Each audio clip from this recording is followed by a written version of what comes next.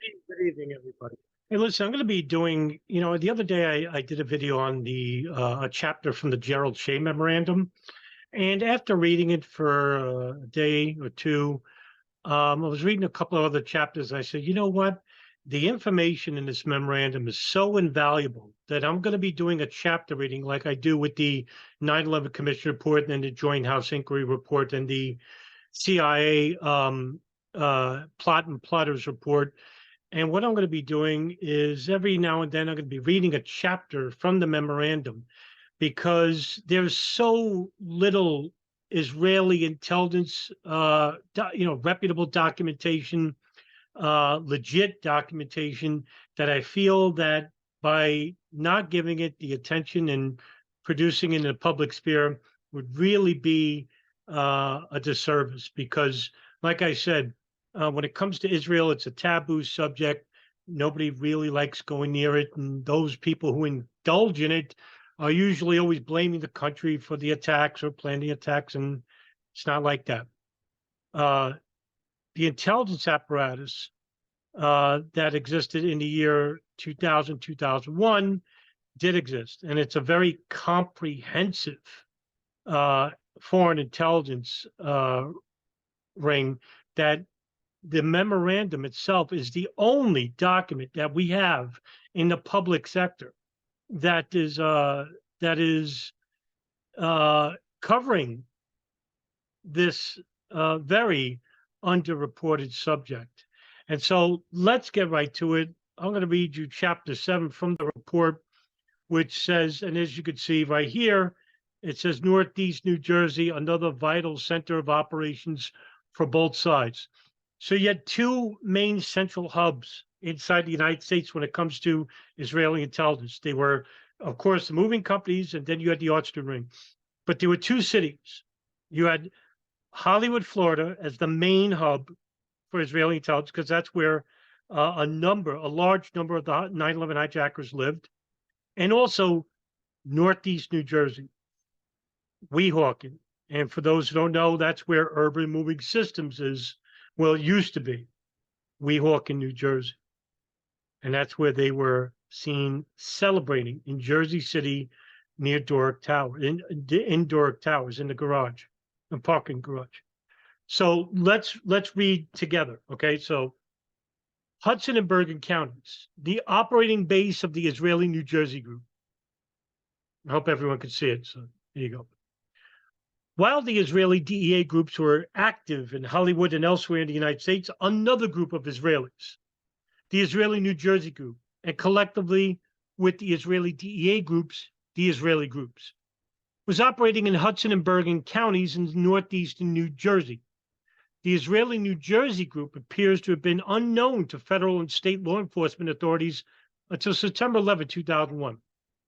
On that day, immediately after the first aircraft, the North Tower plane, crashed into the World Trade Center, a resident of Bergen County, New Jersey,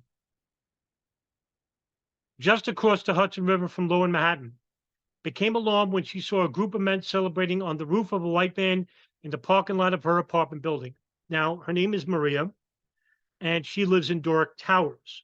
And for all I know, she is still there. I know her last name, but I'm not going to say it publicly because I don't want her to be inundated by outsiders calling her house and stuff. So she wrote down the license number of the van and called the police. The police were told that the men were posing, dancing, and laughing against the background of the disaster, which could be plainly seen across the river because I live in New York, so I know where Doric Towers is. I know where Jersey City is. And Doric Towers gives you a direct line across the Hudson because that's what separates New Jersey and New York, northeast New Jersey and upper New York and lower New York. You have a clear view of downtown Manhattan. And since Tuesday was a very nice day, it was clear skies, she saw the World Trade Center with a binocular. She's an old lady. The men were smiling and exchanging high fives. An FBI alert was promptly issued. Vehicle possibly related to New York terrorist attack. White 2000 Chevrolet van with New Jersey registration with Urban Moving System sign on back seen at the time of first impact of jetliner into World Trade Center. Now, in the FBI redacted reports of the dancing Israelis or the high fivers, the FBI interviewed two people who lived in Newark. Now, the names are redacted to, protect their privacy. Those two people claimed that at 8 a.m., they saw a white truck that fit the description of this truck, but they didn't see urban moving systems on it. In the parking lot of Newark Towers. They couldn't see anybody, but they did say they saw the van. Now, whether it was this van or it was another urban moving system van, it may not have been an urban moving system van, but just remember that. Just keep that in mind, okay?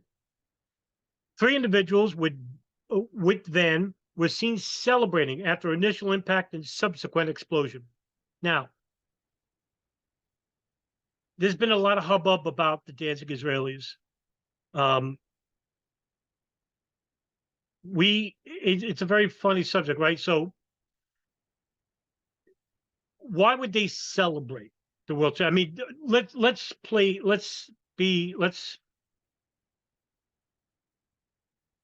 fantasize about why they would do it, right? Is it because that they know that the United States will attack the Arab world on their behalf because of the attacks, and that the attacks are successful? Then that would mean that they had foreknowledge or that they were somehow intimate with the plot. How would they know that? By living near these people?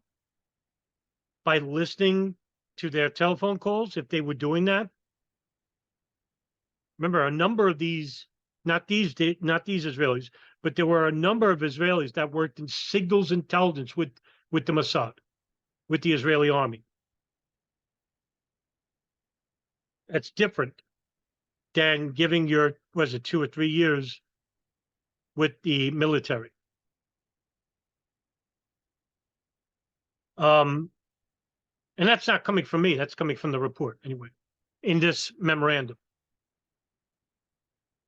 Is it because that maybe they don't have foreknowledge of the plot and that they're cheering because they're idiots? Which is more plausible? But how do we connect them to the attacks?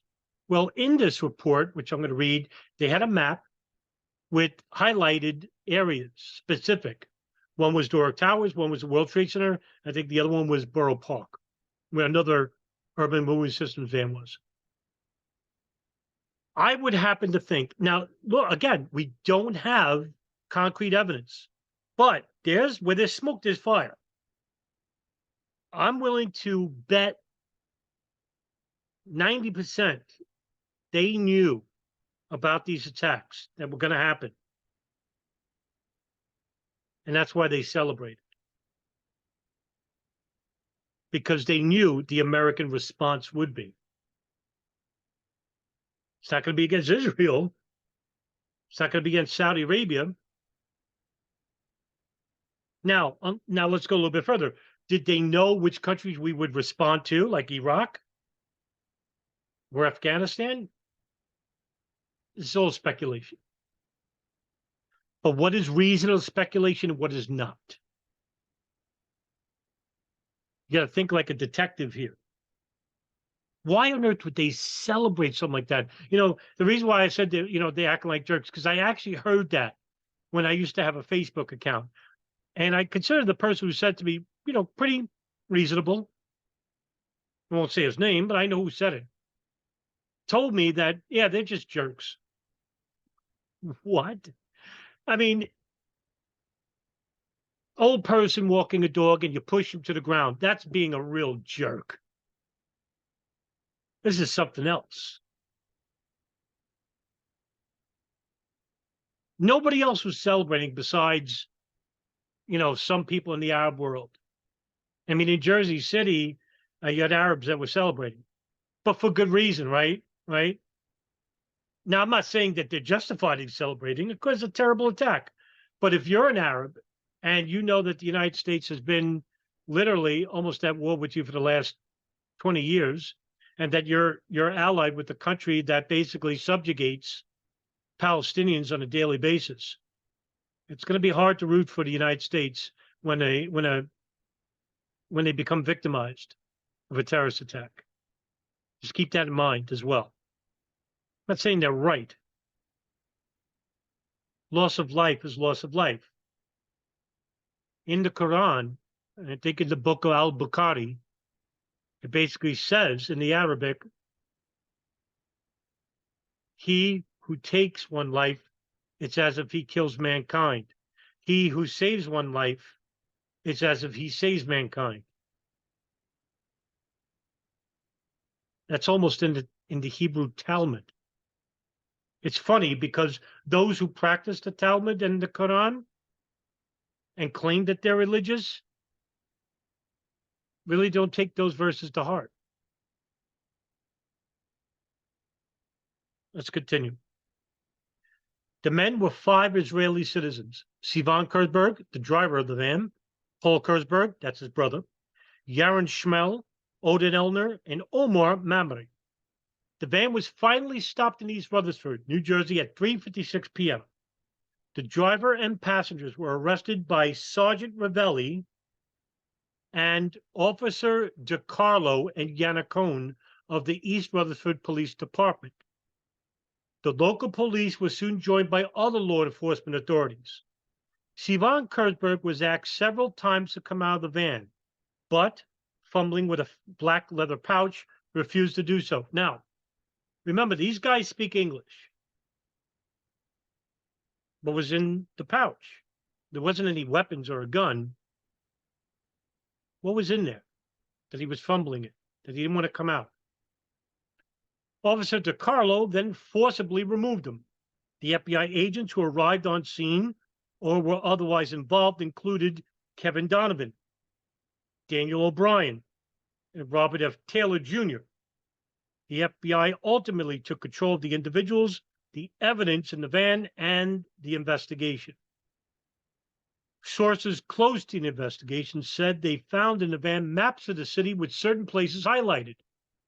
Remember what I told you? Adding that it looked like they knew what was going to happen. Words are important. It looked like they knew what was going to happen. Foreknowledge. Don't jump the ship like Christopher Bolin and other bigots who hijack the term anti-Zionist when they're anti-Jew and automatically blame the country of Israel and say, you see, they planned the attacks, they knew about the attacks, and that they orchestrated the attacks. No, all we have at this point is maybe foreknowledge. I'll grant you that. I can make a really good argument. But we still don't have concrete evidence. Nobody's on paper saying, yes, we knew what was going to happen. You got to make an argument like in court. I mean, there's enough here that would implicate them in a court of law. Yes.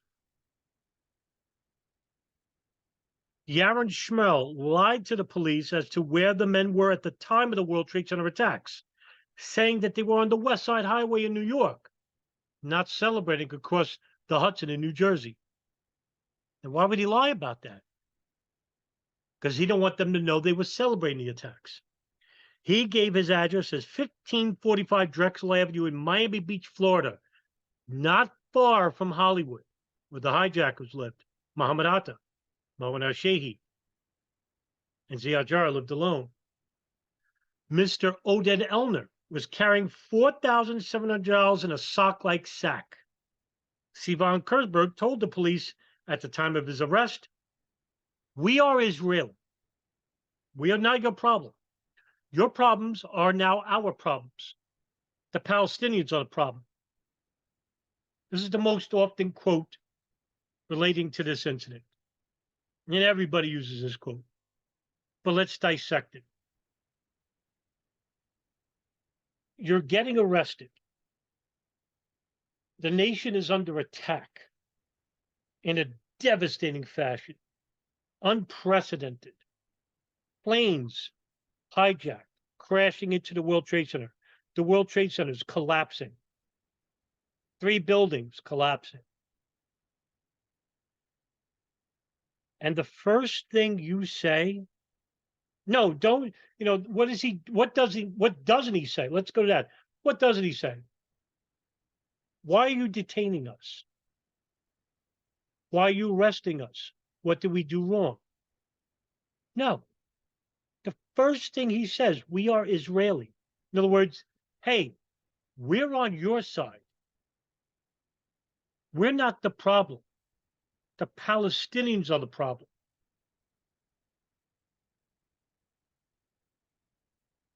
Now, if we were to say, like, let's speculate again, let's hypothesize.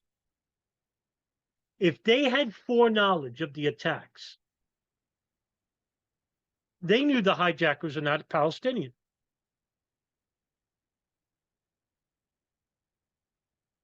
So then why would they say this? And this is a pretty off-the-cuff, confusing statement. I know if I was Scott DiCarlo or Ravelli or Yannicone, I'm going to be like, wait a minute. What does that have to do with anything? Because remember, the cops don't know what's going on with the hijacking. They don't know if they're Palestinian. No, nobody knows yet. Why would Sivan Kurzberg say this? I mean, really, it's a truly off-the-cuff remark that has nothing to do with the attacks, unless the hijackers are Palestinian. And of course, he's not saying what an innocent person would say. I mean, you see all these cop shows, first thing a guy says, I didn't do anything. No. Doesn't say anything like that. The Palestinians are the problem. So it jumps right to foreign policy, right? Right to the problem of Israel. The Israeli problem is the Palestinians, not the Americans' problems. The United States doesn't have a Palestinian problem. I mean, they ignore the plight of the Palestinians. But think about this statement. It's surreal. What does it have to do with anything?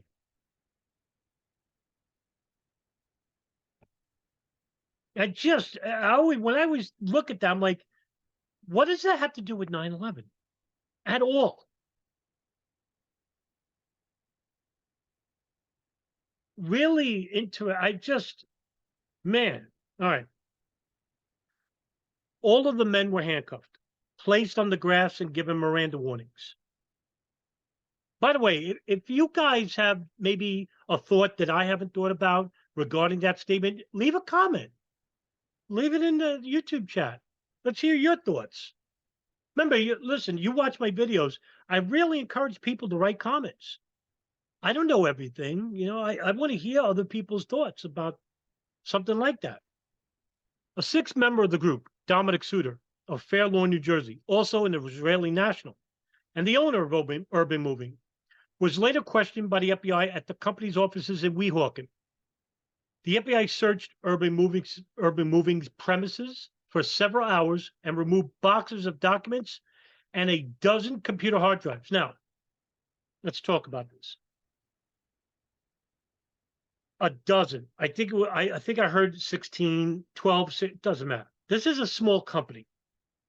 I worked in the moving business for a short while I lived in Vegas, and we moved. I worked for a very small company. 2 computers, 2 hard drives. And we had rented 10 trucks. 20 people, 10 trucks. I'm willing to say that that's about the size of this company. 12 computers for a small crapshoot company like this. They're not a established major international company. They only existed in the Weehawken, New Jersey area. They're not there anymore. In fact, they're in Manhattan now. I think they moved, but it's totally under new management. so don't call them. So 12 computers? I mean, 12 computers would be for something like beacons. That's a major moving company throughout the United States. But not urban moving systems. I mean, when you really think about, I mean, you do your due diligence and research urban moving systems, you'll notice that they're a small company that had a small page ad in the year 2000 that called for Israeli nationals to come and work for them for the summer if you're here on a visa, a student, a work visa. You can't work on a student visa or a tourist visa. That's why you got to have a work visa. But these guys didn't have a work visa. Remember that too. There's laws about certain visas, what you can and can't do, because they don't pay taxes on the money. And a work visa, you gotta write down where you're working at. Then you sent the 302 form and you fill out your taxes for the year. They didn't do that either, right? 12 computers for a company like this, that's suspicious as heck. Years later, John Masseria, who's a 9/11 researcher, who's not active really anymore, but he's around. From what I heard, he filed a Freedom of Information request about those hard drives, and they denied him, saying that they weren't going to release them because it concerns a matter of national security. But instead, to appease him, they gave him the FBI redacted reports and the East Rutherford police report instead. That's what I learned. And if John Masseria sees this, he can reach out or write a comment and say, you know, that's not necessarily, but that's what I heard. I read over the years. 12 computers. Suspicious as heck. Now it says here, the leader of the Israeli New Jersey group flees to Israel, becomes an FBI suspect. When the FBI attempted to interview Mr. Suter, once more a few days later, he fled the United States for Israel along with his family. Why? Is it because it could be let's play this right? Did he flee the company because he knew that the company he was running was really illegal? Because small companies like that, what they do is they're shisty, right? What they'll do is they'll move somebody in a poor neighborhood. Say it's a 2-hour move, but yet it took 3 hours. Now the person wrote a contract saying that we'll pay for the 2 hours. But if they don't pay for the 3 hours or the 2 hours and a half, what this company does, what moving companies will do, shyster companies anyway, is they'll hold on to the furniture until you pay. And a lot of these moving companies, I mean a lot, it's more than the average. They play this game. I mean, my company did it. The company I worked for, AAA was called. AAA Movers. They even changed the name. And the guy who ran it was some shyster guy. I looked him up years later just to see, you know, this is back in 2003. And he had other moving companies that were shady. Or is it because his guys got arrested, the jig is up, I'm getting the hell out of here because screw them, right? What does that say about him? He's willing to ditch his own friends. However, there were other people willing to go to bat for these Israelis. And we'll talk about that in a bit. According to the New Jersey State Division of Consumer Affairs, urban moving system premises were closed on September 14, 2001. On December 7, 2001, a New Jersey judge allowed the state to seize its property. And by the way, John Miller did an expose. It's hard to find. And if you go to Truth or TV channel, it's DJ Thermodetonator's channel, I think he has that uploaded on his channel. Go look. It's very rare, and he gets some rare stuff. That's what I admire about him. Early in 2000, and he actually goes in the warehouse. And as you could see in the warehouse, there's tons of furniture. Either they pulled a scam and these people didn't pay, or they just didn't deliver the furniture because they were too busy running around monitoring these people. Could be both. And there was this phone machine that had 99 messages on it. So all the people trying to call. So where's my stuff? Early in 2002, the New York Department of Transportation revoked Urban Moving's license to do business in that state. Dominic Suter is included on the May 2002 FBI suspect list, along with Muhammad Atta and other hijackers and suspects under that name, and two others he apparently used, Omid Suter and Omid Levinson. I forgot about that. I forgot he went by other names. That's right. He is given two addresses in New Jersey: his apartment residence in Fair Lawn and an address in Jersey City very close to that of a number of other FBI suspects. Khalid al-Badr and Wafa Hazard, because they lived for a period in Jersey. Though he had fled, Mr. Suter's name did not appear on the October 2001 FBI suspect list. This may be because in early October of 2001, the FBI was unaware that Urban Moving was operating in the same area as the future hijackers of the Pentagon plane and visiting hijackers from Florida, including Muhammad Atta. See what happens when you dismiss hijackers? You lose all this invaluable information, because if there's no hijackers, there's no Israeli intelligence, there's no Saudi intelligence, there's no CIA, there's no NSA monitoring these people. Because who are they monitoring? Nobody. That's why it never made sense to me why certain truthers would say there's no hijackers unless they're doing it on purpose. I just think they're just ignorant. I mean, really, has anyone done a chapter reading on the Shea Memorandum? Has there been any truther out there that has brought this report to the attention of the public? If not, it's a shame.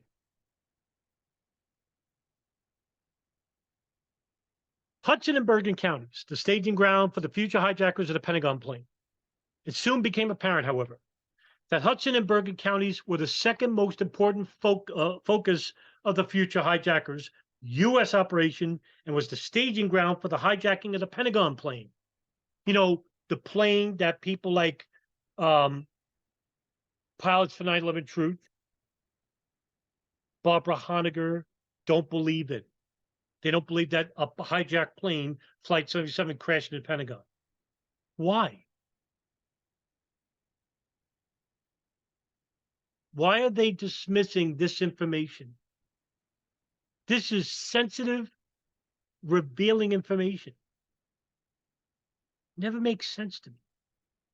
The May 2002 FBI suspect list shows, unlike its October 2001 predecessor, that all 5 future hijackers of the Pentagon plane, Khalid al-Badr, Nawaf al-Hazmi, Salim al-Hazmi, Majid Makid, and Hani Hanjour, the pilot, alleged pilot, lived or had mailing addresses or were otherwise active in towns closely interspersed within a 4-mile radius with the towns of the Israeli New Jersey group: Weehawken, Jersey City, Fair Lawn, and Rutherford.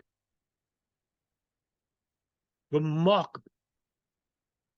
The future hijackers' towns included Patterson, Fort Lee, Totowa, Hoboken, and Elmwood Park. There were also FBI suspects in Jersey City, Harrison, Secaucus, and Hackensack. Muhammad Atta, Abdulaziz Alamari, and Ahmed Al Ghamdi, though based in Hollywood, in Algamdi in Delray Beach, Florida, were among the hijackers who had addresses in Patterson, Fort Lee, and Elmwood, as well as South Wayne.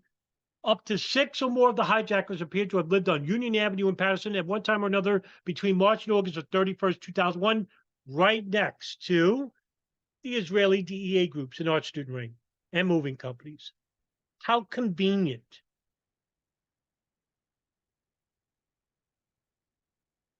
What do you think they had?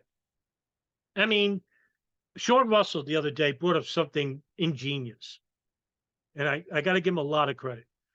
He once said, I wish there was a Donald Canestrell file on the Israelis. I mean, yeah, this is probably that, Shea Memorandum, but it's not definitive.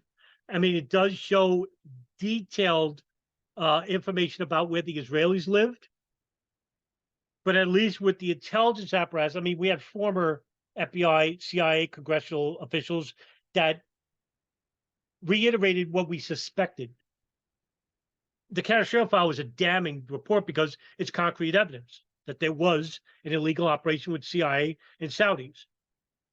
This is implying that the Israelis indeed were running an operation. I mean, they were, but we don't have that next step up where foreign officials say, yeah, they were here. They were doing this.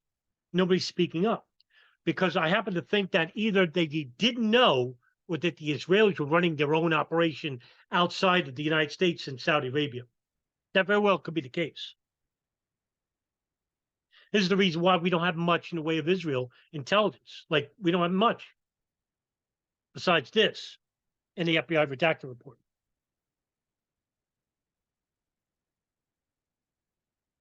The FBI's conclusion. The Israeli New Jersey group were Mossad intelligence operatives spying on local Arabs in Hudson and Bergen counties. The FBI determined in the FBI redacted report, I wish it was unredacted, did make this claim that it's a foregone conclusion that these people were indeed intelligence operatives working for Israel, spying on the local Arab community and those suspected of being involved with 9/11. There have been a number of press reports in the United States on the Israeli New Jersey group, most notably in the forward. In the same article that reported on the Israeli DEA groups, the forward states that the nature of the FBI's review of the case changed after the names of 2 of the 5 Israelis appeared on the CIA FBI database of foreign intelligence operatives.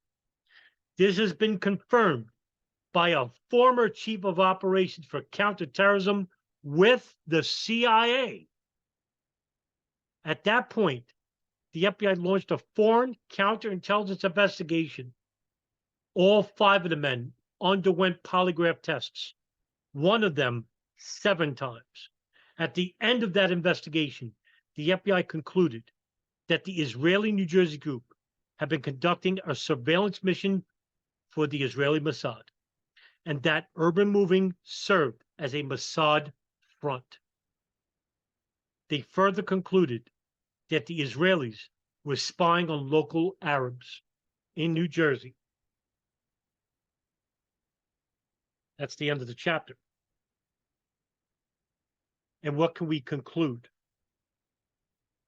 We can highly speculate with conviction that the Israeli Mossad was spying on Arab neighborhoods to collect intelligence about operations, terrorist operations, that they might have known beforehand.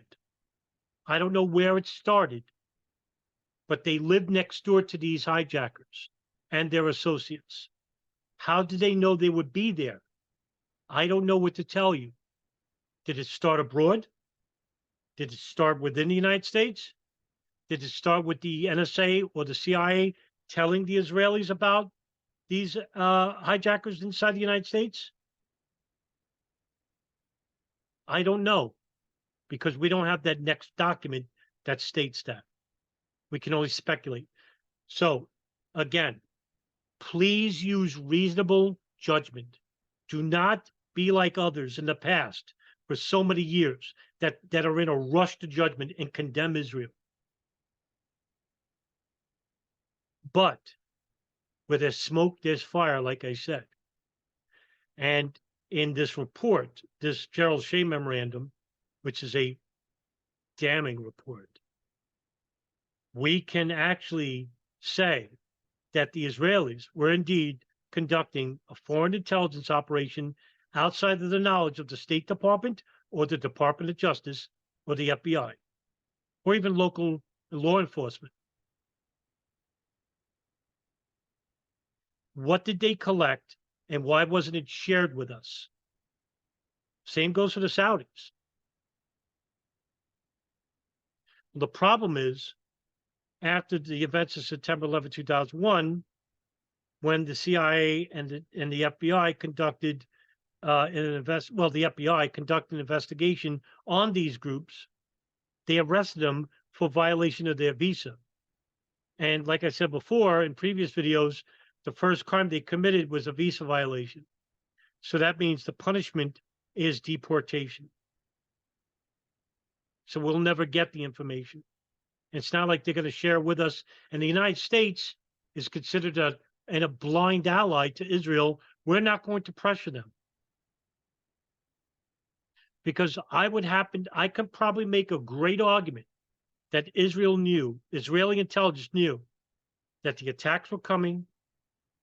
Who knew they were going to be who were participating in the attacks and what targets were going to be attacked. I could probably make a really good argument for it. Not that hard. I could probably make a really good argument for it. So please use your cognitive thinking without bias and without judgment, because that's what's required of you as an investigator, as an honest researcher would. Okay, that's the end of the chapter. I will continue doing this. I'll continue reading other chapters of the Shea Memorandum in the days and weeks to come, because I think that the public needs to know about what's in it. Guys, have a good night. Thank you for watching the video. See you in the next one.